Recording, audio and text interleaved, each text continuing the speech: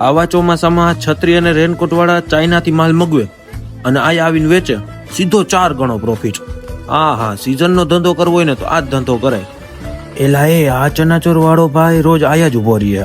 એ એક પ્લેટના 30 રૂપિયા લે, રોજની 100 પ્લેટ વેચે એટલે રોજના 3000, મહિને 90000. હાલે ઘરની સામે ઘૂઘરા વાળો હે, એ રોજની ઓછામાં ઓછી 250 પ્લેટ તો વેચી જ નાખતો હોય છે. એક પ્લેટના 40 રૂપિયા, 250 પ્લેટના 10,000, ખર્ચો કાઢતા 5,000 વધે, મહિને 1.5 લાખ. આ ચા વાળો રોજના 500 કપ તો વેચતો જ હશે. એક કપના 100 રૂપિયા, 5,000 રૂપિયા રોજના. અને 10 રૂપિયાની ચા તો આટલી જ આવે, એટલે ખર્ચો કઈ નહીં.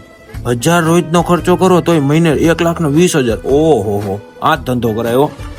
એલા સામે વાળો પાણીપુરી વાળો હે ને એની જલસાઓ. એક તો આવે 5 વાગ્યા, રોજની આરામથી 150 પ્લેટ તો વેચી જ નાખતો હોય છે. એક પ્લેટના 25 રૂપિયા. ઈ બધું માંગ્યું, મારે દૂધ લેવા જવાનું, હાલો નકર ઘરે જમવાય નહીં.